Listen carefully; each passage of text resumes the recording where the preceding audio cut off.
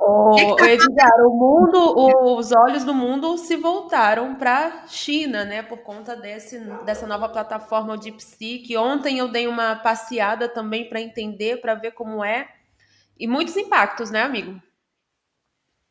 Olha, mexeu.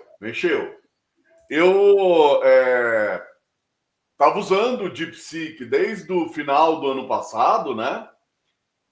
E, inclusive, mandei na redação da Fórum, né, para o pessoal ficar atento, dar uma olhada, que algumas coisas, de fato, ele tem desempenho muito superior ao ChatGPT. E eu uso bastante o ChatGPT, né? Eu uso bastante inteligência artificial no dia a dia. E eu comecei a perceber que algumas coisas era melhor perguntar para o DeepSeek do que para o ChatGPT, que tinha respostas mais rápidas, mais precisas. E aí veio esse terremoto, né? Esse terremoto, de fato, abalou bastante. E eu fui pesquisar melhor as inovações, pesquisar um pouco mais tecnicamente as inovações do DeepSeek. E assim, é muito interessante pelo seguinte: foram diversas pequenas inovações, mas ele tem três que vale a pena a gente entender um pouco melhor. Uma é o que eles chamam de mistura de especialistas, numa tradução livre. O que acontece? O ChatGPT, por exemplo, ou a IA da Meta, né, o Cloud, que é a IA relacionada à IA Amazon, né, da Anthropic, eles têm modelos muito grandes, ou o Gemini do Google, modelos muito grandes, gigantescos. Então, eles demandam uma capacidade computacional e horas de máquina e número de chips de inteligência artificial, grandes data centers, demoram para serem treinados. E quando você faz uma pergunta, ele vai lá naquela imensa base de dados que ele tem e pergunta: gente, temos como se fosse a rede neuronal inteira, né? Temos uma pergunta aqui, precisamos responder.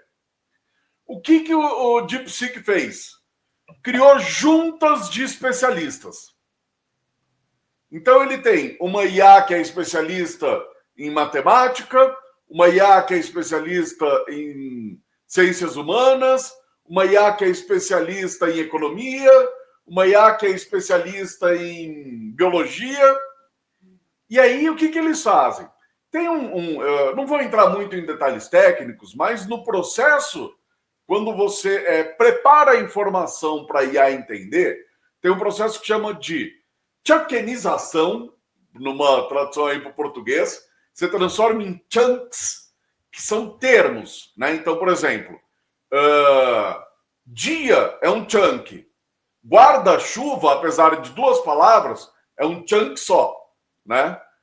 Mais-valia é um chunk só. E aí, o que ele faz? Ele pega esses chunks no processo de vetorização e fala: mais-valia tem a ver com economia. Então, ele dá nota 9,5 para a economia, por exemplo. Mas tem a ver com ciências sociais, dá nota 9 para ciências sociais. Mas tem muito pouco a ver com física. Então, dá nota 3 para física. Quando você vai somar ali a pergunta, ele sabe quais especialistas consultar. E ao invés de consultar o modelo inteiro, ele consulta os especialistas. Então, isso reduziu muito a necessidade de máquina. Isso é uma. Outra, o que eles chamam de atenção latente multicabeça. Basicamente é o seguinte: quando você passa para a IA uma pergunta, cada termo ela transforma numa dupla chave valor. Basicamente, ela tem que ir acumulando todos os termos que você colocou. Você faz uma pergunta gigante, ela gasta uma memória enorme. Se você está numa conversa gigante, essa memória vai só multiplicando. O que eles fizeram? eles fizeram como se fossem anotações. Então, eles pegam, por exemplo, se eu falar uma frase, Rebeca, por favor, coloque na tela para mim a apresentação. É como se a IA fizesse só o seguinte, Rebeca, apresentação, tela. Economizou todas as palavras de um jeito que dá para entender. Então, eles reduziram muito o tamanho da comunicação com a própria IA, né? Isso reduziu muito a necessidade de memória e processamento. E uma outra sacada foi que eles trabalham com precisão mistas, né? Você tem precisão de cálculo de ponto flutuante, matemática, de 8 bits, 16 bits, 32 bits. O que essas IAs grandes faz? Vão ter precisão máxima em tudo, 32 bits. O que o DeepSeek fez? Não precisa tudo 32. Para função matemática precisa, mas para outras coisas não, a de 8 basta. Então eles fizeram algo mais enxuto. Para a audiência entender mais ou menos o seguinte, como se as Big Techs pegassem um Porsche de última geração, o mais novo, e te colocassem à disposição. Só que você não tem uma rua para andar com ele. Aí eles falam, não, vem cá, eu te alugo o meu autódromo. E aí o que os chineses fizeram? Pegaram um carro popular, melhoraram o motor, colocaram um pneu grande que é bom para lama, uma tração 24 horas, deram uma boa aerodinâmica, colocaram uma suspensão boa para a estrada, colocaram um modo trânsito que você não precisa acelerar e brecar no trânsito, deixaram ele bom para todas as ocasiões e funcional para todo mundo. Não é uma saída muito inteligente? O que vocês acham? Não, total, Edgar. Inclusive, tem um comentário aqui que fala de uma coisa fundamental, né? Eu estou tentando achar o comentário aqui, mas o comentário era basicamente o melhor de tudo, gratuito e código aberto, né? Isso. Ou seja, isso para uma empresa que ganha tanto dinheiro como o ChatGPT, né, a OpenAI, enfim, diante do crescimento da inteligência artificial e da natural tendência de que o mundo todo vá usar cada vez mais inteligência artificial, surgir uma ferramenta dessas gratuita, né, e com funcionalidades ainda melhores, de fato deve ter deixado muita gente desesperada. Eu separei aqui um print, que é uma conversa que nosso repórter, jornalista Marcelo Heiler, teve ontem com o DeepSeek. Olha só o que ele diz. Ele, obrigado por arruinar o ChatGPT, ele fala para o DeepSeek. Aí o DeepSeek fala, de nada, se precisar de mais alguma coisa, se eu tiver perguntas, estou à disposição para ajudar. Né? Então, aí, ó, o DeepSeek falando de nada, para o nosso agradecimento de ter o ChatGPT, a turma dos Estados Unidos, tudo louca com o que está acontecendo, né? Agora, Edgar, eu vi uma funcionalidade lá no DeepSeek, ontem deu uma fuçada também, que me chamou a atenção, que eu achei bem interessante, que é o pensamento profundo, né? Algo assim. Isso é bem legal, eu achei, porque é uma funcionalidade que ele te oferece respostas trabalhadas em etapas, né? Ele tenta identificar o problema, né? E aí te dá uma resposta muito mais profunda, como diz o nome da funcionalidade, complexa. Não é aquela coisa superficial, de lista, né? Que o ChatGPT costuma a fazer. E aí eu fui ler sobre o que era isso. Ele fala: você pode usar o pensamento profundo, a ferramenta, para, por exemplo, desde questões filosóficas, né? Você tem uma pergunta filosófica, né? Sobre, sei lá, fim do mundo, ou algo do gênero, ou para problemas matemáticos complexos, né? Então, tudo que envolve algum tipo de complexidade, seja aí no âmbito das ciências exatas, ou seja no âmbito filosófico, ele tem essa ferramenta que elabora um outro tipo de resposta. Muito interessante, né?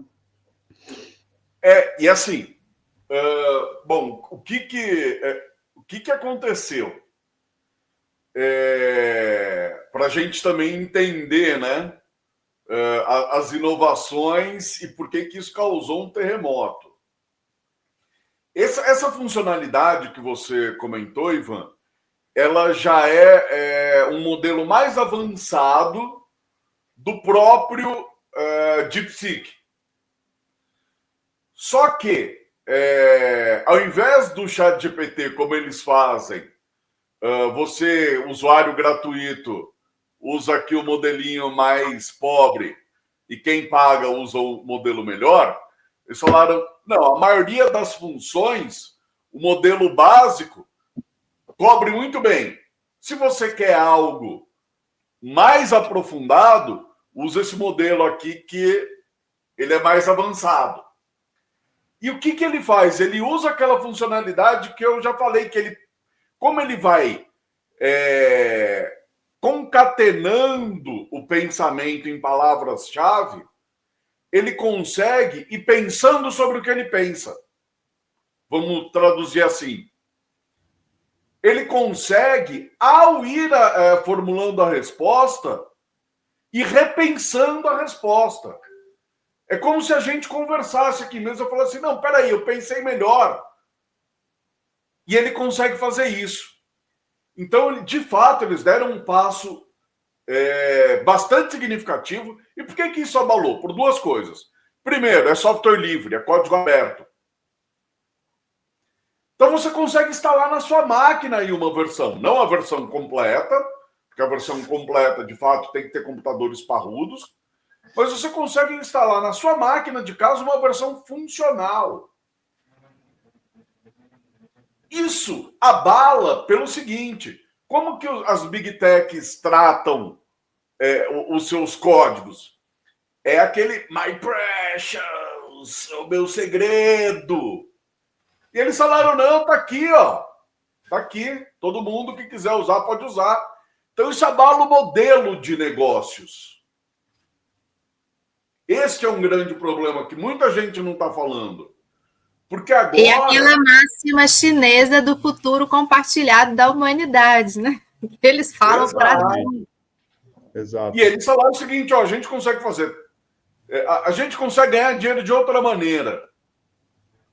A gente consegue ganhar dinheiro prestando serviços, não vendendo a nossa ferramenta. Uhum. Vocês que lidem com isso.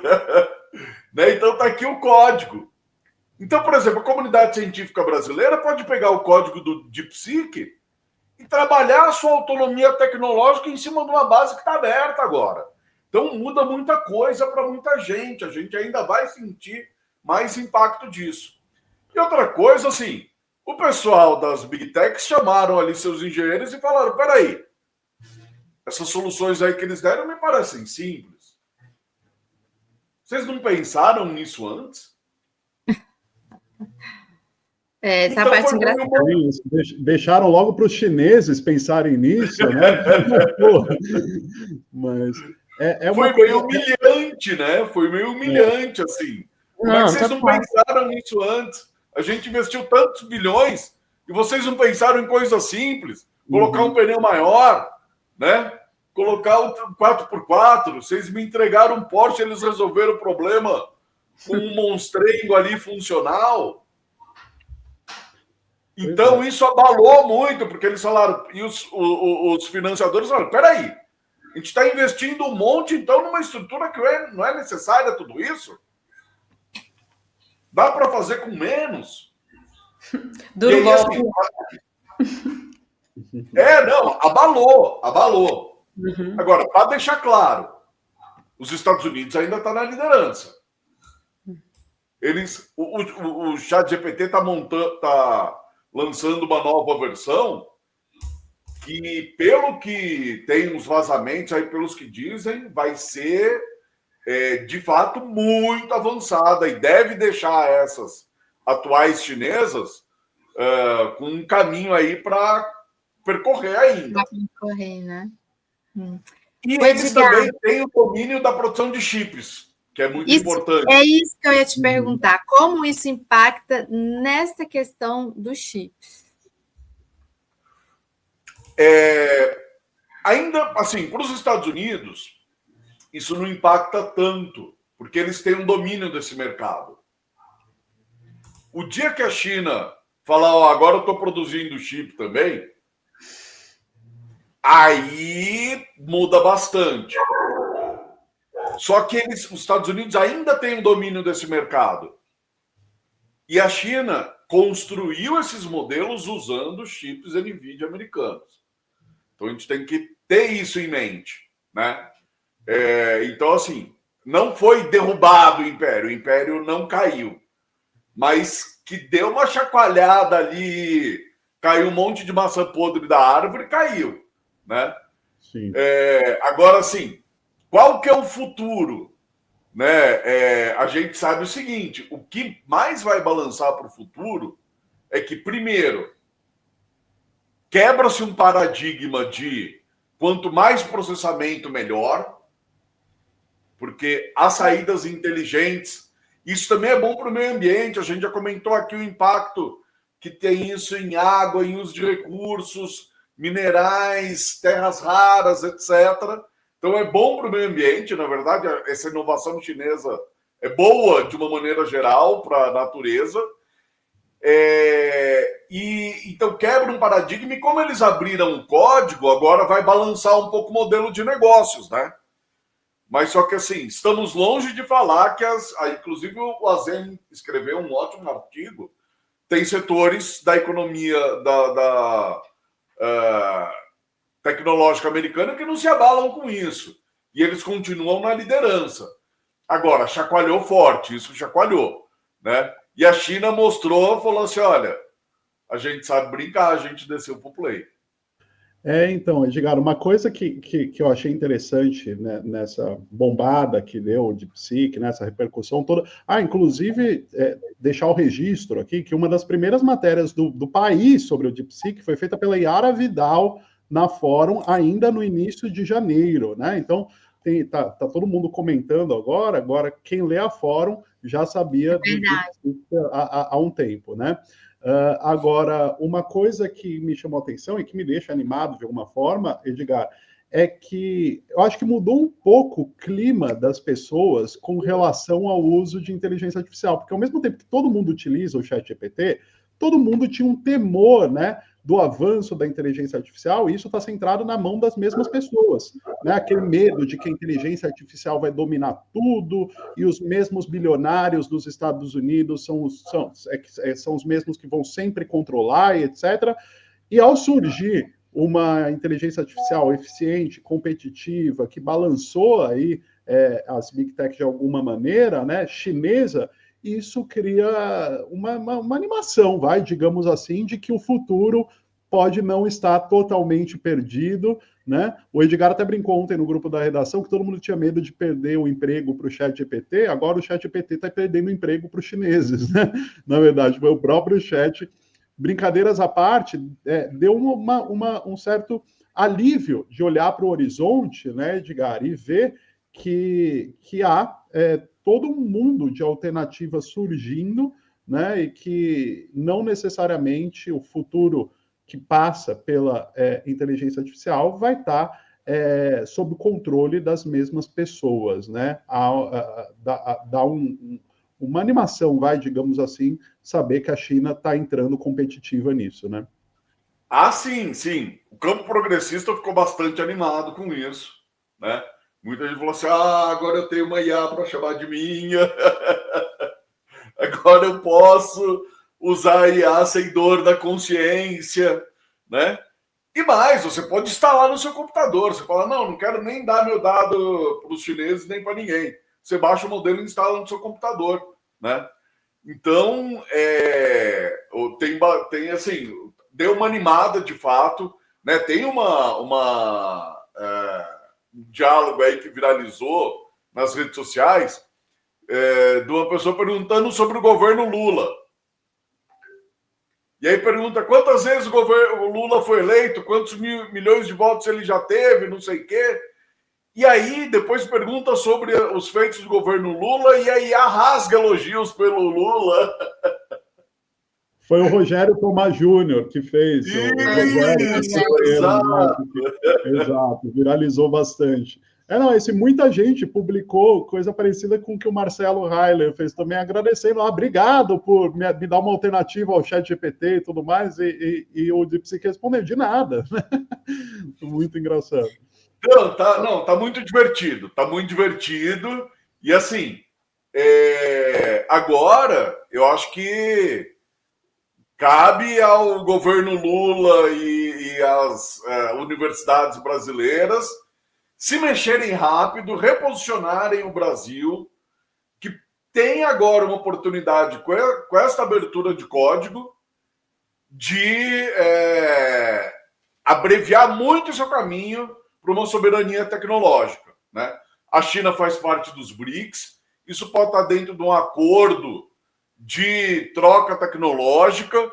Então, assim, já existe, né, esse acordo, já tem um acordo, está dentro daqueles memorandos assinados na última reunião com Xi Jinping e Lula, nessa área de inteligência artificial.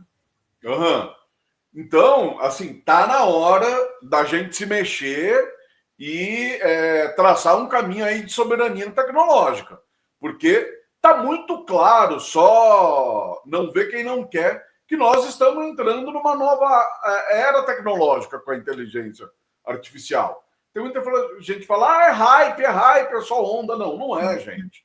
Não é só onda.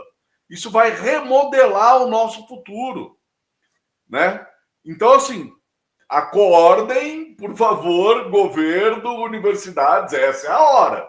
Não vamos deixar esse cavalo passar encilhado, porque não passa 2, 3 vezes, não passa a oportunidade, né? E só para finalizar, a China veio com tudo, né? Um outro modelo, como é que chama? Eu mandei na redação, o MI. O Alibaba, não? Alibaba.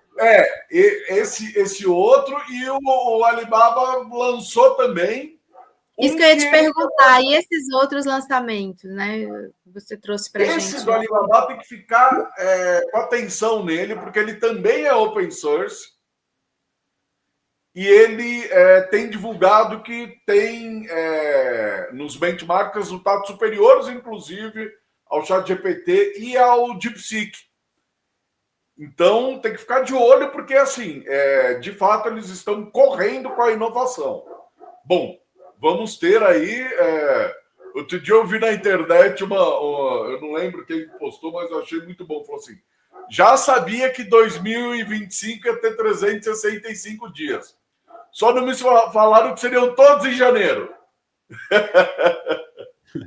Muita coisa acontecendo em janeiro. Pois é. É isso aí, minha gente. Valeu, Edgar. Foi ótimo. Obrigada, Edgar. Obrigado, gente. Até a próxima. Até mais. Tchau.